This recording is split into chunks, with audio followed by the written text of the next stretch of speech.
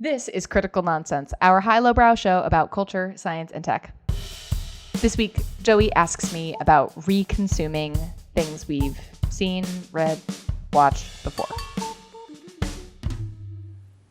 Woo! I'm at the Pizza Hut. What? I'm at the Taco Bell. What? I'm at the combination Pizza Hut and Taco Bell. This is what a Joey sounds like. And this is what an executive producer and Kentucky Fried Chicken, Jess Vander, sounds like. Hi, this is Jess.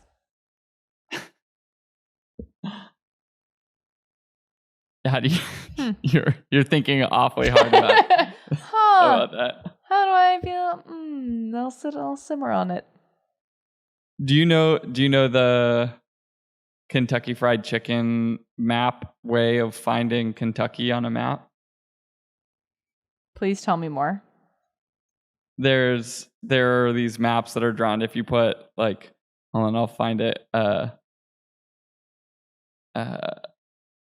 If you look at a map, people have like drawn it out so that you can basically turn a number of the states into a chef holding a tray, where it is Minnesota is the hat, Iowa is the head, Missouri is the body, Arkansas is the pants, Louisiana is the shoes, Tennessee is the tray, and Kentucky is a piece of fried chicken on the chef's tray.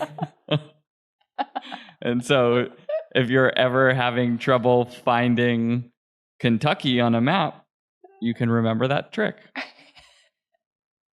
That is amazing. I've never heard of that. I'm also now just the idea of like the zoomed in image of Kentucky as chicken drumstick is or whatever part you think that is very amusing. Yeah, it just has that like, it looks like it's breaded and fried, great. Oh my God. Jess, do we have any housekeeping, anything from recent topics or anything like that has been on your mind? Yeah, I had someone on the conversation about what things should we be gamifying. I don't know how we didn't even talk about this, but of course, financial wellness and personal investing is the like maybe the most obvious thing. And could you get points for not touching your money? I know many products have tried something like this. Like there's that one that rounds up where you just like keep the change, you filthy animal. But it could be so much better than that. You know what I mean? Anyway, I thought I was inspired by that idea. Yeah, I mean, I guess that world too brings up like both sides of it. The Robin Hood gamification of like people basically just gambling or things like that is like the flip side on that conversation. So totally. Well, did I bring up last week that I saw someone had made like a VC vesting schedule for finding a mate in lieu of dating apps? Did I share that in like the housekeeping? I think you did. Great. I was like, what are the things that we've talked about recently that I found amusing? All right, Jess. I'm old. Yeah. That's what we're talking about. We're not talking about I'm old.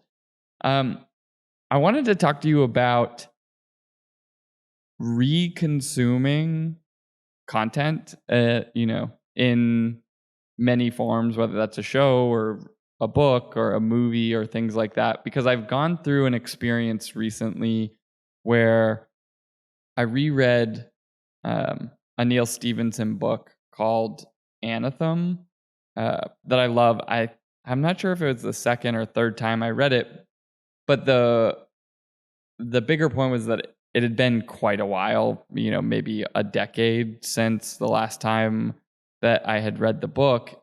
And what I found really interesting as part of that is that it felt like a wholly new book to me. I think in part because, I'm not the same person I was since the first time I read it. If it had in fact been a decade, that's like a lot of time for theoretically personal growth, but at minimum, expansion of knowledge and learning a lot about the world, but also the moment has changed. 2023 versus 2013 is like a very different moment in time. The book touches on ideas in physics and metaphysics and philosophy and all of these different ideas. And when thinking about like metaphysics or physics, like the JWST has gone up and our picture of cosmology has changed so much. And there's been so many discoveries and breakthroughs. And I wanted to ask you how you think about reconsuming things and what's the value of going back to experience an old thing as a new person? Whoa, this is big and good. And also takes me to places that are so beyond what I think you might initially think of as content. Like content feels like a video you liked that one time. Like this week I found myself quoting something that was this viral video running around University of Michigan's campus at the time I was there, and I was like cackling to myself just thinking about it, and then rewatched it, and it was like, oh my god, this is great, but also recognizing that making other people watch it with me, I was like, also I can tell this isn't funny for you, but I'm going through something right now. But I think that is so small compared to like one of the first things that I thought of when you brought this up was art.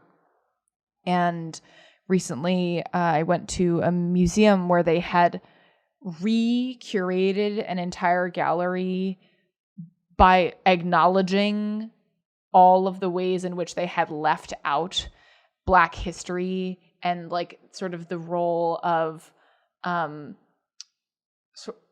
like all of these other perspectives that had been dropped off of this gallery that was otherwise and that it was not even just in what was depicted in the art itself. It was about the curation of, it was about like where these paintings came from and and like the histories of the figures in them. And it's so interesting to think not just about the revisiting as the consumer, but even in some moments like revisiting as a creator or a curator of something that like maybe the first time you put something together, it didn't do justice, or in time it doesn't sit right to leave it like that, and that it needs to be changed. Yeah, I mean, so much of what you're talking about, right, is the perspective with which you would view that art, right? And that the perspective of portraying it was sort of absent, like important voices and collaboration and depictions and the story that you're choosing to tell. And I think that idea of perspective too fits over that like temporal dynamic as well, right? Because your perspective changes and expands and contracts in so many different ways over time, you can experience it on a personal level, or you can experience it on like a societal level, or whatever it is. I'd heard Chuck Klosterman talking recently, and he was talking about lots of different things, but somehow the subject of if you could take a pill that allowed you to forget something that you love and re-experience it for the first time, would you? And he was using the example of like, if I could go back and listen to like a Pearl Jam album as if it was brand new and it was the first time I was hearing it, like, would I do that? And I thought it was interesting for a bunch of different reasons, but like in particular, right, like the reconsumption oftentimes requires the initial interaction to give it meaning, right? Like whether it's that Michigan video that was like meaningful to you in that moment. And so you can at least sort of access some of your previous perspective, right? Like if you rewatch a movie, like I recently rewatched a movie with some friends when we were on like a trip. We were like cooking dinner and just played this like movie from when we were teenagers in the background. I don't think we would have thought like it was like a funny or good movie necessarily, or we would have enjoyed it as much had we not enjoyed it when we were teenagers, because filmmaking has grown and expanded and comedy has changed. But like, does that same thing, you know, music in particular, like the emotional experiences that you have when you're a teenager have so much more gravity with music than maybe they do today. But like a book or something like that is, I don't know how to parse it. I just felt like this was like a totally different book the second time I read it, even though obviously it's all the same words, and you know what I mean? Yeah, and you know, we talked about sort of the it sounds like the first experience as the viewer, a little bit also like the creator, the artist, or you know, the maker. But I think what you're getting into now is like that, maybe the spirit of your original question, I guess, which is like the new things that you take away as the experiencer because it just reads a little different. Like even when you've talked about Bluey, right? Like if Emerson watches Bluey in her adulthood, she'll be like, wow, I missed that. Did not. Totally went over my head. But also because living now makes a lot of sense. I also had remembered when my mom first recommended that I read a book that I've talked about in the show before, Dale Carnegie's How to Win Friends and Influence People. She said, and he actually also in the preamble had like underscored, like the way this book works is that you read it again and again over the course of your lifetime, and that it will breathe new meaning and life as you come back to it, and you're like, oh yeah, or it makes you think on new experiences you've had in work and in life, and you can recategorize those or restructure how you had thought about them so that every time you come back to it, it's giving you something. And I think that is, I don't know, like, is that a sign of something that is good, that it continues to do that? Like, that's what conversation is around the Mona Lisa, right? Like that it continues to have people just talk about her and like, why, like, is she smiling? Like, what new history do we know? Like, why the brows gotta be like that? There's just, like, is it a standard of quality in a way that you can continue to get something out of a thing over time?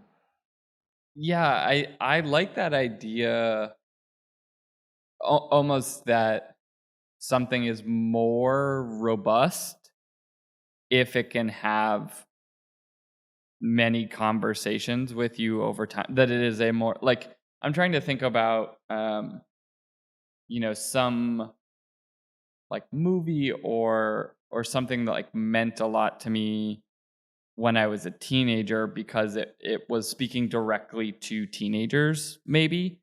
You know, like, I don't know, American Pie, the movie, right? Like it feels like it is like, the idea is like you're tapping into the ennui, or like 10 Things I Hate About You, or, you know, whatever, like To All the Boys I've Loved Before, like a more modern example, right? Like for a teenager, the way in which you're feeling, those moments can connect because you're like, I can relate to that. But if I think about like High Fidelity, which was a movie with John Cusack and like is like relationship, like I watched it as a teenager and I it felt like very sort of aspirational, in not in like wanting to be like John Cusack's character, but aspirational in having a level of perspective around love and relationships that you could like try to like reach for in some way.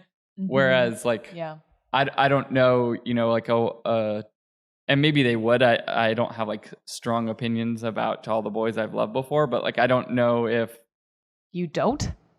Come on, George. if you're not a teenager, like if you didn't watch that movie when you were 17 and like going through a breakup or something, and you like pick it up when you're 35, does it carry the same gravity? Whereas I'm wondering if I went back and watched High Fidelity, would I just see it now as someone like closer to his age in the movie and have like a different like history with love and all of those things, but it would have the same gravity, that it would be more robust because it can have many conversations at the same time. Yeah, of course. I mean, it would make a lot of sense that any story, whatever format it's coming in, movie, book, but a story and a character, right? Like you may connect to it less if that character doesn't reflect you and your current life experience as much. Even if that maybe was you in a prior life, it may not hit home the same way if it's not all you're preoccupied with at a given time.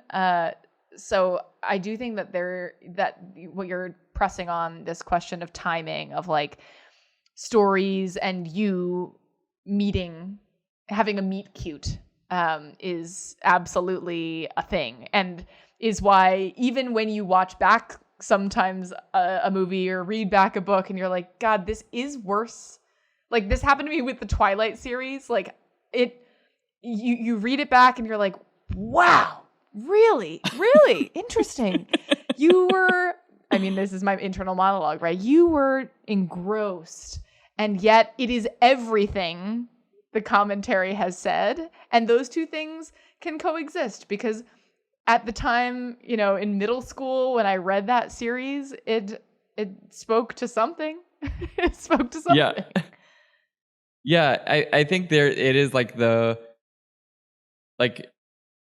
are you talking to like a very specific person or age or mind state, versus are you having a conversation about some set of ideas that, I mean, it doesn't have to be like all highbrow, right? Like the Bluey point that you brought up, right? Parents, like it's having many conversations, or the way that people have talked about Toy Story or things like that. But it is interesting to think about this sort of caliber, or like a conversation about qualia that, you know, here's an example. Like I watched Me, Earl, and the Dying Girl. Like I went and saw that when it was out in the movie theaters a few years ago, and it was a story about teenagers and love and loss and whatever. I was, you know, maybe in my early 30s or something like that when it came out, and it was still like beautiful, and the way in which it had the conversation felt like accessible, and that it was talking about, you know, like almost in like ideas in a platonic level. Like it was reaching for something that was like capital T true in a way, and that made it big, versus just like, hey, like being a teenager, you have emotions, huh? Like, you know, like, or Yeah. like Twilight is just like a whole lot of exposition, but it happens to be exposition that is talking to like 13-year-olds, right? Yeah. You know what is like, I think maybe what you're getting after is that it's not fair to just say like something that has a universal and sort of enduring theme is good, and that something that is extremely timely can also be good. And I think the perfect example of this is comedy. Like comedy ages so fast, like nowadays, like in a week, because a new thing totally changes the paradigm or the context. But that incisive sort of clarity that can come from something super prescient, something super timely, is not necessarily worse either. And so it's interesting to think like maybe something like certain types of comedy could be like designed to be that fleeting. Like it really only works right here and right now. It's that's kind of a beautiful thing. Yeah, I mean, I'm like, it's making me wonder if, right, like when we talk about masterworks, right, you had mentioned some stuff about history in like our pre-show conversation, and that we still have a conversation about, Beethoven, even if not many people maybe are like going back to listen to Beethoven. There's like some understanding that he was tapping in to some like new novel or expert thing, in the same way we might talk about like certain literary works of, Shakespeare, or right, like 10 Things I Hate About You is like a take on what is it, the Taming of the Shrew, all Shakespearean works. Yeah. She's the Man is a variant of Twelfth Night. Yeah. Which is also, I would say, an enduring cinematic work, if I had to categorize. Yeah. Yeah, but like the idea that, or, that people will still go back and like you could put on like Chubby Checker or, like some early like rhythm and blues musician and understand that they were like tapping into some new thing and that it was meaningful and that you could listen to it and enjoy it now, if it's that. Or, I've never seen Citizen Kane, but people talk about it in a certain way as a great film that like holds up in some capacity. And that idea that like it's okay to be creating a work of the now, but like in the way that people say George Carlin's comedy holds up over time potentially, but that his great comedy wasn't being produced until he was like in his late 40s or 50s, is sort of like it sort of alludes to like, are you at like masterwork, or are you able to like create a thing that is like tapping into the now, and is it worthy of praise to create an enduring thing? I guess I don't know. At the intersection of all of these Venn diagrams, it's like Hamilton. That's just like boom, right in the middle, bullseye. Lin-Manuel, you just nailed it. Yeah, I think, I mean, that is the we were sitting around at dinner the other day, asking, if you could go back to any point in time without fear of safety, you're just a tourist, of a time traveling tourist, where would you go? And I think somebody brought up like, wouldn't it be nice to just like share with some artist or somebody, like, you don't know this before you, like Van Gogh, like, you don't know this, but after you die, you become incredibly famous and relevant and seen, and all of your mental well-being hardships, like, this might not cure it, but like, just so that like, that happened for you. Well, yeah, it's interesting to think about that same idea of like, are you tapping into something that is like capital T true or real?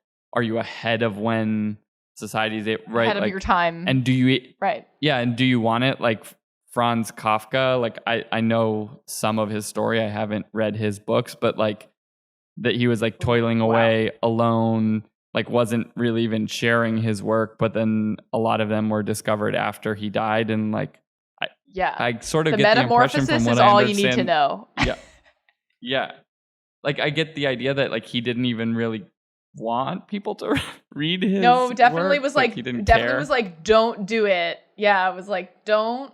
And then which is, that itself is like what like, whether you like it or not, the way things morph and are affected. I will never forget in my high school English class, this was one of the things we heard about, Robert Frost. Like, everyone's like, oh, Robert Frost, greatest poet, Two Roads Diversion, A Yellow Wood, like, everyone's favorite Robert Frost poem. And my teacher was like, yeah, Robert Frost was like never got so pissed because everyone was like, wow, it's so symbolic, it means all these things. And he was like, Nope. It was just two roads diverging. It was not more complicated. And the people were like, shh, Robbie, shh. Just like, let me They're like, have it's a this. metaphor. He's like, no, it's not. It's not a metaphor. Yeah. Yeah. I mean, I guess the reconsumption thing that we started on is like, how much of that how much of that is even connected to this conversation, I guess, maybe insofar as like,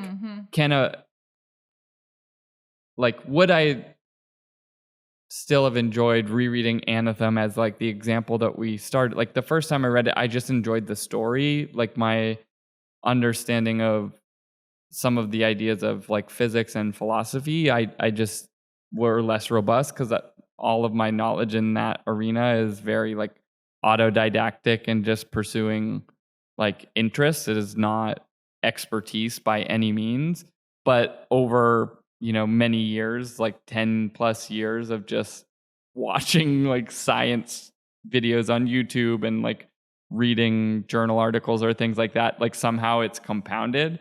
And so it's a different book to me, not like I still enjoyed the story, but then so many of the other things because of how Stevenson writes, like I had a deeper, like there were the layers, like you got it for like the 5-year-old the first time where it's just like, wow, these people are doing crazy things. And then the second time you're like, oh, I actually understood like how those things were happening in the universe building or whatever that was different. And maybe it's disconnected from the question of the longevity and is much more just the fact that you can, it sort of comes back to like those sort of philosophical like bits of wisdom of like you can never step in the same river twice type of idea of like you'll never get the first time that you fell in love with something back, right? You'll get a new version of it and maybe you'll like that the same or more or less, but that like every moment is fleeting, and that includes like your relationship with any of those pieces of content you consume. I don't know. Am I going too woo woo at this point? Yes, maybe, but also maybe not. And is this actually just Plato's allegory of the cave? I mean, not no, not. I'm like slowly walking out of the cave, and my experience of walking out of the cave is painting the shadows in different light. Is that what you're saying? Light. Yeah. Well, and it's for those less familiar with Plato's allegory of the cave, something my bastardized version is the separation between your own lived experience and the scope of what your reality is versus some more kind of abstract objective reality that exists beyond that. And like the idea that you could be slowly shifting, like you're saying, like slow-mo walking out of the cave. But are you actually walking out of the cave, or are you just like walking around? We don't know. Oh, it's good though. The what you probably don't know is that the allegory of the cave is hyper relevant to Anathem, actually. And it like the actual, they don't talk about it that way in the book, but the allegory is like most people, I think like unlearned people in the way that Plato talked about it is like you're seeing shadows cast from behind you of people like holding sticks of a horse. And so instead of seeing like the pure philosophical form of like what is a horse or what is a triangle, you're just seeing like cast representations of those things.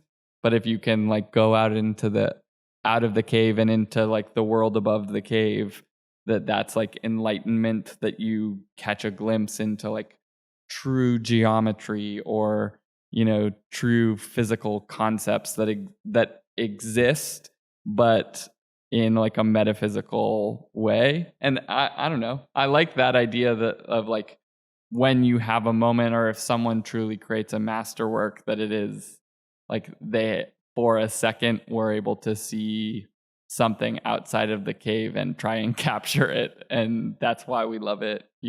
Again, we're going deep. Is this critical nonsense? Is this critical nonsense? Jess, do you want to is take critical us nonsense. to the cave, the cave corner, Jess's wrap-up cave? Jess's wrap-up cave? Just a moonwalking circle where I end up right where I started. Still the cave. Yeah. The journey that you have taken, Joey, in rereading your beloved book and deriving new meaning, I think is a refreshing reminder to all of us that there is not shame in revisiting something that you think you love, that you maybe have seen or consumed or read or watched dozens of times before, because there are always new things that you can take away from something, with the caution that you might see it in a way that kind of messes with that first beautiful placid pond impression. But it is kind of a way to, I don't know, take yourself out of this idea that you're a stagnant being and that something might be relevant to you in a moment in time, and that is true and valid and good, and that something might continue to offer you new meaning over time, and that is true and valid and good. And watch Bluey. So it always comes back. All roads lead back. The road Bluey. Not taken. Actually, either road leads to Bluey. Yeah, they all go to the same place. What you didn't Equifinality. Yeah. All routes through a complex system lead to Bluey. We did it. So clear now. Critical Nonsense is a Sylvain production. Brought to you by The Cave. The Cave. The Cave. The Cave. As always, we'd like to thank our executive producer and true theorical object, Jess Vander. You're welcome. We'd also like to thank sound engineer and the standard of quality for all things, Alex Conte. We'd like to thank programming coordinator and equilateral triangle, Les Jacobs. Wow. And equilateral triangles, thanks to our production crew, Sarah Gilbert and Nora Mestrich. They both work? I like equilateral. Like I think both work. I like to hear. I don't think I've ever heard it, but I like it. And as always, thanks, Elen. Special thanks to multiple pronunciations. I do like it. I also it's always like you and I both have this thing of like a thing that is in our head, or that's the way we have heard a word, and then you just hear it out in the world and you're like, whoa. Like biopic. In my mind, it was always biopic. It sounded cool. And then I learned it was biopic, and it just became worse. So I'm still holding on to biopic. I've had lots of these, like with like clients who we're like friends with, and like saying something in a workshop, and they're like, "That's not how you say it." And I'm like, "Actually, like you're using the British pronunciation." Like stupid things. Anyways, thanks to Actually, and thanks to you, Jess. Thanks, Joey. See you next week. Bye. Love you. Mean it. Bye. Bye.